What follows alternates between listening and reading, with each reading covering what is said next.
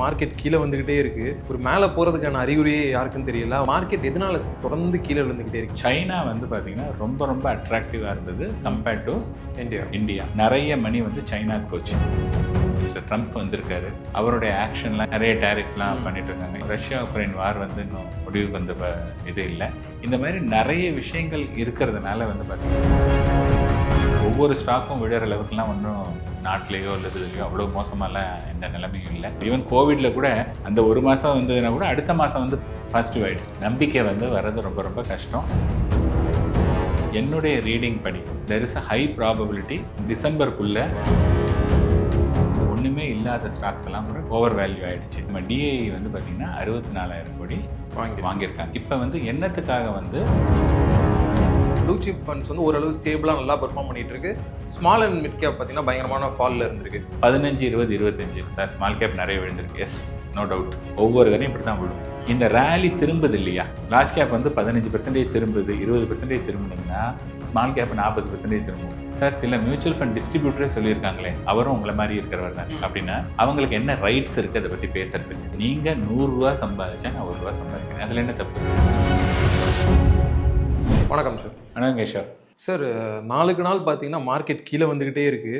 ஒரு மேலே போகிறதுக்கான அறிகுறியே யாருக்கும் தெரியல. அவங்கெல்லாம் இன்னும் பதட்ட சூழ்நிலையிலே இருக்காங்க. ஸோ ஃபஸ்ட்டு இந்த மார்க்கெட் எதனால சார் தொடர்ந்து கீழே விழுந்துக்கிட்டே இருக்குது, என்ன ரீசனுக்காக அப்படின்னு நிறைய பேர், அதாவது நார்மலாக ஸ்டாக் மார்க்கெட் அப்படின்னு லேமன் வியூலேருந்து பார்த்தோம் அப்படின்னா அவங்களுக்குலாம் அந்த விஷயம் போய் இன்டெப்த்தாக பார்க்க தெரியாது.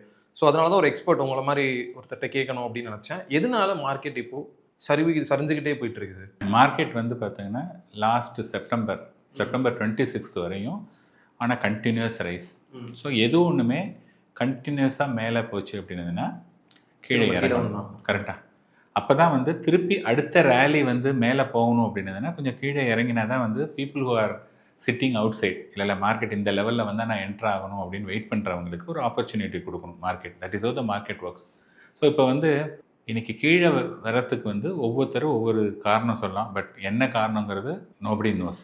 பட் வந்து நம்ம என்ன காரணம், சில காரணங்களை நம்ம பார்க்கலாம். இப்போ வந்து ஃபர்ஸ்ட் எல்லாரும் என்ன சொல்றாங்கன்னா வேல்யூவேஷன். அதாவது நிறைய ஸ்டாக்ஸ் வந்து பார்த்தோம்னா இந்த ரேலியில வந்து ஒண்ணுமே இல்லாத ஸ்டாக்ஸ் எல்லாம் கூட பயங்கரமான ஓவர் வேல்யூ ஆயிடுச்சு.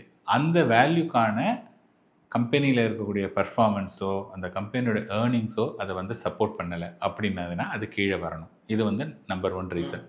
நம்பர் 2 வந்து மார்க்கெட்டை வந்து 2 பேர் தாங்கி நிறுத்துகிறாங்க. ஒன்று வந்து டிஐஐ, டொமெஸ்டிக் இன்ஸ்டிடியூஷனல் இன்வெஸ்டர், அதாவது மியூச்சுவல் ஃபண்ட் கம்பெனிஸ், அப்புறம் நம்மளை மாதிரி இருக்கக்கூடிய ரீட்டைல் இன்வெஸ்டர்ஸ், இவங்கெல்லாம் வந்து அந்த டிஐயில் வருவாங்க. எஃப்ஐஐயில் வந்து ஃபாரின் இன்ஸ்டிடியூஷனல் இன்வெஸ்டர்ஸ் அப்படின்னு வருவாங்க. அவங்க 2024 net seller, 23 net seller, 22 net seller. Last 4-5 இயர்ஸாக அவங்க கண்டினியூஸாக வந்து செல் பண்ணிகிட்டே இருக்காங்க. 24 நிறையவே செல் பண்ணியிருக்காங்க. இந்த பிப்ரவரி மந்த் மட்டும் அவங்க வந்து -50,000 crore வந்து செல் பண்ணியிருக்காங்க. நம்ம டிஐ வந்து பார்த்திங்கன்னா 64,000 கோடி வாங்கியிருக்காங்க.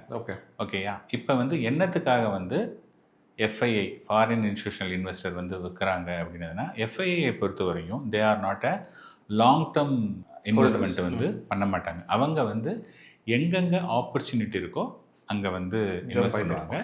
ஜென்ரலி எமர்ஜிங் மார்க்கெட் அல்லது நல்ல ஆப்பர்ச்சுனிட்டி இருக்கக்கூடிய மார்க்கெட். இப்போ வந்து பார்த்தோன்னா லாஸ்ட் செப்டம்பர் மந்த் பார்த்தா சைனா வந்து பார்த்தீங்கன்னா ரொம்ப அட்ராக்டிவாக இருந்தது கம்பேர்ட் டு இந்தியா. அதனால வந்து நிறைய மணி வந்து சைனாக்கு போச்சு. ஒன்று. இன்னொன்று வந்து பார்த்தோன்னா நம்மளுடைய ருப்பி வந்து கண்டினியூஸாக வந்து விழுந்துட்டே இருக்கு. 88 கிட்ட வந்துருச்சு. ருப்பி வந்து கண்டினியூஸாக விழுந்ததுன்னா அவங்க இந்தியாவில் பணத்தை போட்டு அவங்க எடுக்கும்போது திருப்பி அங்கே கன்வெர்ட் பண்ணுறாங்க இல்லையா? அப்போ வந்து அவங்களுக்கு வந்து there will be a loss. ஓகேயா? அது ஒரு ரீசன். இன்னொன்று வந்து அங்கே இருக்கக்கூடிய ஃபிக்ஸட் இன்ஸ்ட்ருமெண்ட், அங்கே இருக்கக்கூடிய பாண்ட் எல்லாம் இருக்கு பார்த்தீங்களா, அதுவே கிட்டத்தட்ட 4 to 4.5% வந்து அவங்களுக்கு கிடைக்குது. அப்போ 4.5% கிடைக்குது. இந்த ருப்பியுடைய இந்த கரன்சியில் ஒரு 2-3% அவங்க லூஸ் பண்ணுறாங்க அப்படின்னா நம்மளுடைய மார்க்கெட் வந்து அட்ராக்டிவாக இல்லை. இது வந்து ஒரு பார்ட்டு. அதுக்கப்புறமா நம்ம சொன்ன மாதிரி இந்த குளோபல் இது, இப்போ வந்து மிஸ்டர் ட்ரம்ப் வந்திருக்காரு, அவருடைய ஆக்ஷன்லாம் எப்படி இருக்கும் அப்படிங்கிறது யாருக்குமே தெரியாது.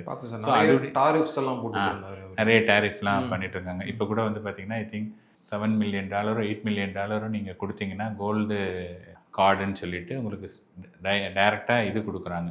அமெரிக்கன் சிட்டிசன் அந்த மாதிரிலாம் நிறைய is bringing so many things. அது வந்து என்னென்னா எது நமக்கு யூஸ்ஃபுல்லாக இருக்கும் எது இல்லை அப்படிங்கிறதெல்லாம் நமக்கு தெரியாது. It takes time.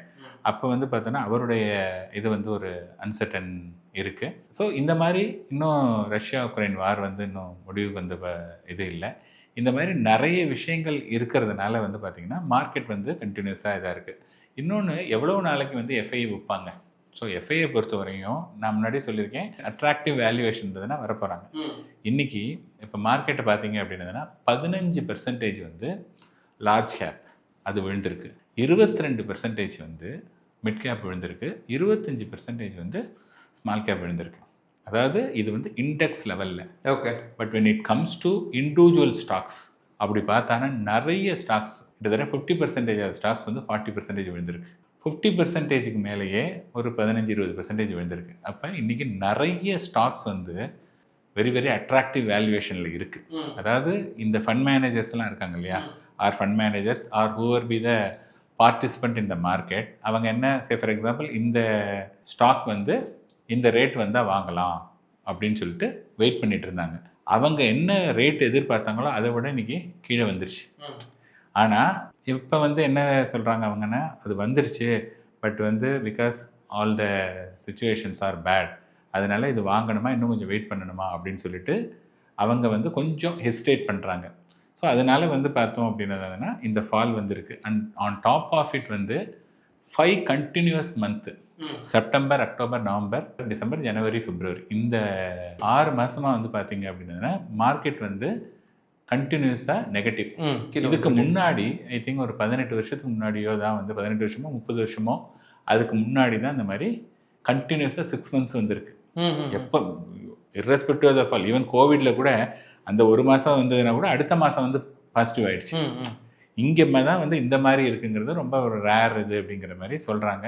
ஸோ டெஃபினட்டாக மார்க்கெட் கண்டினியூஸாக கீழே வந்ததுன்னா அது மேலே வரும் அப்படிங்கிறதுக்கான நம்பிக்கை வந்து வர்றது ரொம்ப ரொம்ப கஷ்டம். ஆனால் டெஃபினட்டாக it's only a question of time. என்னுடைய ரீடிங் படி, புரியுதுங்களா, this is not a guaranteed. இது என்னை பொறுத்த வரையும் there is a high probability டிசம்பருக்குள்ளே மார்க்கெட் திருப்பி இன்னொரு பழைய உச்சத்தை அடையிறதுக்கான வாய்ப்புகள் நிறைய இருக்குது. அது இல்லைன்னா சப்போஸ் கொஞ்சம் டிலே ஆனதுன்னா ப்ராபப்ளி மார்ச் 26. ஸோ டெஃபினட்டாக இங்கேருந்து 1 இயருக்கு வந்து நல்ல மார்க்கெட் ரிட்டர்ன் கொடுக்கறதுக்கான வாய்ப்புகள் நிறைய இருக்குது. பிகாஸ் இவ்வளவு தூரத்துக்கு வந்து ஒவ்வொரு ஸ்டாக்கும் விழுற அளவுக்குலாம் ஒன்றும் நாட்டிலேயோ அல்லது இதுலையோ அவ்வளோ மோசமாலாம் எந்த நிலைமையும் இல்லை. அதனால் it should bounce back at any time. Okay sir, இப்போது நார்மலாக எல்லாருக்குமே அட்ராக்டிவாக இருக்க ஒரு ஃபண்ட் சூஸ் பண்ணோம் அப்படின்னா ப்ளூ சிப் ஃபண்டில் தான் எல்லாருமே இன்வெஸ்ட் பண்ணுவாங்க. ஏன்னா ரொம்ப சேஃபராக இருக்கும், எந்த விஷயமே எனக்கு பாதிப்பு கிடையாது. அதை நிரூபிக்கிற வகையில் பார்த்தீங்கன்னா இப்போது இந்த ஃபாலில் கூட ப்ளூ சிப் ஃபண்ட்ஸ் வந்து ஓரளவு ஸ்டேபிளாக நல்லா பெர்ஃபார்ம் பண்ணிகிட்டு இருக்கு. ஸ்மால் அண்ட் மிட் கேப் பார்த்தீங்கன்னா பயங்கரமான ஃபாலில் இருந்திருக்கு.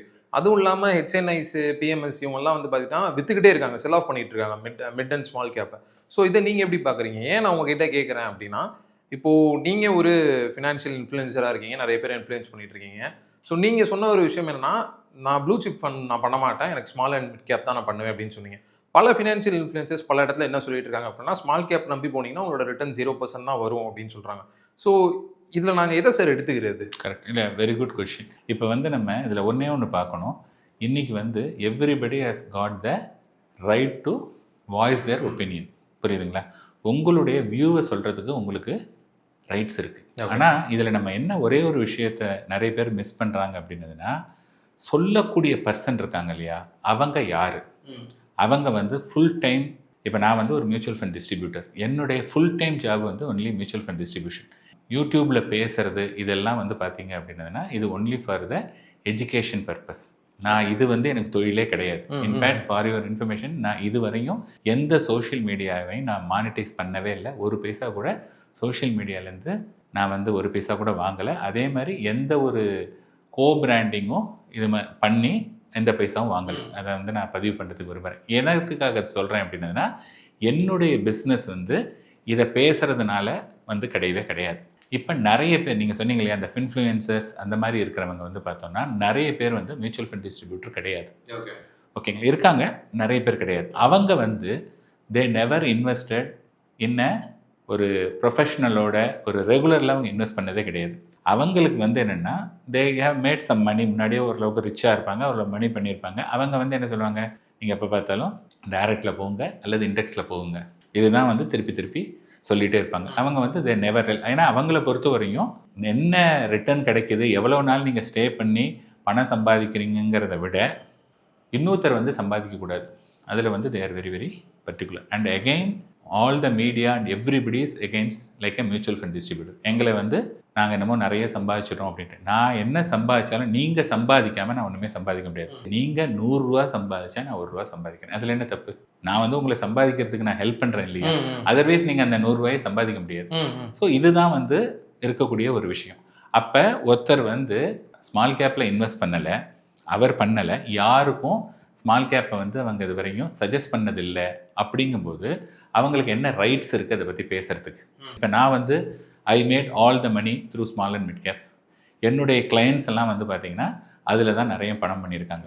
ஸோ அதனால் எனக்கு எக்ஸ்பீரியன்ஸ் இருக்குது, அதனால் நான் வந்து சொல்கிறேன். இது வந்து ஒன்று. இப்போ சார் நீங்கள் வந்து இன்ஃப்ளூயன்சர்ஸ், மியூச்சுவல் ஃபண்ட் டிஸ்ட்ரிபியூட்டர் இல்லாதவங்க சொன்னீங்கன்னா ஒத்துக்கிறேன். சார் சில மியூச்சுவல் ஃபண்ட் டிஸ்ட்ரிபியூட்டரே சொல்லியிருக்காங்களே, அவரும் உங்களை மாதிரி இருக்கிறவர் தானே அப்படின்னா திருப்பி அதே கொஷின் தான். யார் சொன்னிருக்காங்களோ அவங்க ஸ்மால் கேப்பில் இன்வெஸ்ட் பண்ணியிருக்காங்களான்னு கேளுங்க. அவங்க பண்ணியிருக்கவே மாட்டாங்க. அவங்க அதை வந்து யாருக்கும் டிஸ்ட்ரிபியூட் பண்ணதில்லை. அதனால் தான் பண்ணாத ஒரு விஷயத்தை நீங்கள் பண்ணக்கூடாது அப்படிங்கிறது தான் அவங்களுடைய இது. இப்போ கம்மிங் பேக் டு நான் எதுக்காக ஸ்மால் கேப்பை சொல்கிறேன், ஏன் லார்ஜ் கேப்பை சொல்லலை அப்படிங்கிறது தான் வந்து இம்பார்ட்டண்ட்டான விஷயம். இப்போ இன்றைக்கி லார்ஜ் கேப் அப்படின்னு எடுத்தீங்க அப்படின்னதுன்னா top 100 companies in terms of market capitalisation. இந்தியாவில் இருக்கக்கூடிய நம்பர் 1 கம்பெனி இன்றைக்கி வந்து ரிலையன்ஸ் இண்டஸ்ட்ரீஸ், அது வந்து நம்பர் 1 இருக்குது. 100வது கம்பெனி வந்து பார்த்தா இன்றைக்கி கிட்டத்தட்ட ஒரு 90,000 80,000 crores, அதுதான் வந்து 100வது கம்பெனி. இந்த 1லேருந்து 100 இருக்கு இல்லையா, இதில் அட்லீஸ்ட் 50-60 கம்பெனியுடைய க்ரோத் பார்த்தா அவங்க சொல்கிறது less than 10% தான் சொல்கிறாங்க. இப்போ நீங்கள் ஒரு இன்ஃபோசிஸ் எடுத்துக்கலாம், ஒரு டிசிஎஸ் எடுத்துக்கலாம், ஒரு பேங்க் எடுத்துக்கலாம். எவ்வளோப்பா க்ரோன்னா ஒரு 7%, 8%, 9% இந்த மாதிரி தான் சொல்கிறாங்களே வழி யாருமே double digit very few companies are telling. அப்படின்னா என்னென்னா அந்த கம்பெனியே வந்து 10% மேலே க்ரோ ஆக முடியாது. அப்படின்னா எப்படி ஷேர் ப்ரைஸ் வந்து பயங்கரமாக மூவ் ஆகும்? இது வந்து ஒரு பார்ட். அண்ட் எகெயின் அந்த 100 கம்பெனியை வந்து எல்லாருமே வந்து ட்ராக் பண்ணுறாங்க. நீங்கள் அந்த 100 கம்பெனியை வந்து நீங்கள் சர்ச் பண்ணீங்க அப்படின்னதுன்னா அந்த கம்பெனியை பற்றிய ரிப்போர்ட் வந்து you will get so many reports. Correct. இப்போ மிட் கேப் ஸ்மால் கேப்னா 101லேருந்து 250 மிட் கேப், 251லேருந்து இருக்கிறதெல்லாம் ஸ்மால் கேப். இப்போ இன்னைக்கு இந்தியாவில் இருக்கக்கூடிய இண்டஸ்ட்ரீஸ் பார்த்தீங்க அப்படின்னதுன்னா ஒரு 500 to 1000 இண்டஸ்ட்ரீஸ் இருக்குது. வேறஸ் லார்ஜ் கேப்பில் வந்து மேக்ஸிமம் 25-30 செக்டருக்கு மேலே இல்லை கவர் பண்ண முடியாது. அப்போ மெஜாரிட்டி ஆஃப் த கம்பெனி அது எங்கே இருக்குது? அது வந்து ஸ்மால் கேப் மிட் கேப்பில் தான் இருக்குது. அதுக்குடைய க்ரோத் பார்த்தீங்கன்னா 25%, 30%, 40%. பட் சேலஞ்ச் என்ன அப்படின்னதுன்னா அவங்க க்ரோத் ப்ரொஜெக்ஷன் கொடுக்குறாங்க, எல்லாமே இது மாதிரி ஹிட் அடிக்குமான்னு அடிக்காது.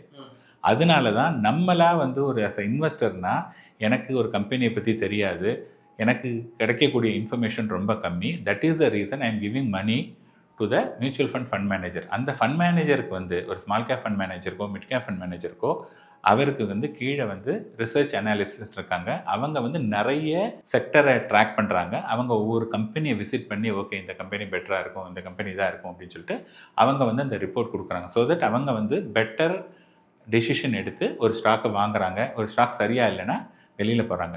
ஸோ அதனால தான் வந்து பார்த்தா ஸ்மால் அண்ட் மிட் கேப்பில் வந்து க்ரோத் வந்து ஜாஸ்தி. அந்த கம்பெனிக்கெலாம் வந்து somebody have to take an efforts, போய் ஒரு கம்பெனியை போய் பார்த்து தெரிஞ்சுட்டு வந்து தான் நம்ம பண்ணணும். அது நிறைய பேருக்கு பண்ணுறதுக்கு வந்து சோம்பேறித்தனம் அல்லது பண்ணுறதுக்கு ரெடியாக இல்லை, எப்படி வேணாலும் நம்ம வச்சுக்கலாம். அதனால அவங்க என்ன பண்ணுவாங்கன்னா ரெகுலராக இருக்கக்கூடிய ஒரு ஸ்டாக்கை எல்லாருமே வாங்கினாங்கன்னா then there will not be any growth. அதே சமயத்தில் இந்த மாதிரி விழும்போது இப்போ எல்லாரும் என்ன சொல்கிறாங்க, இப்போ நான் சொன்னேன் இல்லையா 15, 20, 25 சார் ஸ்மால் கேப் நிறைய விழுந்திருக்கு. எஸ், நோ டவுட், ஒவ்வொரு தடையும் இப்படி தான் விழும். இந்த ரேலி திரும்புது இல்லையா, இப்போ இந்த ரேலி திரும்பும்போது சென்செக்ஸ் வந்து லார்ஜ் கேப் வந்து 15% திரும்புது, 20% திரும்பினதுன்னா ஸ்மால் கேப் 40% திரும்பும். ஒவ்வொருத்தனையும் அது மாதிரி தான். when it falls also it falls more, when it goes up also it goes up. So என்னை பொறுத்தவரையும் எனக்கு இருக்கக்கூடிய கிளைண்ட்ஸ் வந்து they are giving time. Sir எனக்கு இப்போ தான் குழந்தைக்கு 4 வயசாகுது, 5 வயசாகுது, 10 வயசாகுது, எனக்கு இன்னும் 10 வருஷம் இருக்குது, 15 வருஷம் இருக்குது, ஐ ஹாவ் டைம், டயத்தை கொடுக்குறேன், நான் வந்து ஐம் குட் அட் என்னுடைய ஜாபில் நான் இது இருக்கேன், நீங்கள் எனக்கு பார்த்து லாங் டேர்மில் நல்ல ரிட்டர்ன் கொடுங்க அப்படின்னு சொல்லும்போது நான் என்ன பார்க்குறேன்னா எனக்கும் அவங்க டைம் ஃப்ரேம் கொடுக்குறாங்க. இந்த மாதிரி அப்ஸ் அண்ட் டவுன்ஸ் எல்லாம் வந்து அதை அட்ரஸ் பண்ணுறதுக்கு தான் நான் இருக்கேன். So that is the reason I M playing on the small and mid gap. So small and mid கேப்பில் ஒருத்தர் வந்து இன்வெஸ்ட் பண்ணணும்னா உங்களுக்கு ஹேண்ட் ஹோல்டிங் வேணும். அந்த ஹேண்ட் ஹோல்டிங் பண்ணுறதுக்கு நான் ரெடியாக இருக்கேன்.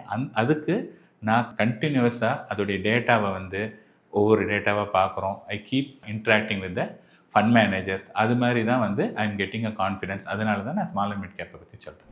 சங்கர் நரேன் வந்து is a senior fund manager. இப்போ அவர் சொன்னார் இல்லையா 20 வருஷம் இருந்தால் தான் வாங்க, 10 வருஷம்லாம் இல்லை அப்படின்னா, நான் வந்து ஐ எம் கிவிங் அ டேட்டா. இப்போ சொல்கிறார் இல்லையா இப்போ ரொம்ப பீக்குன்னு சொல்கிறேன், இதை விட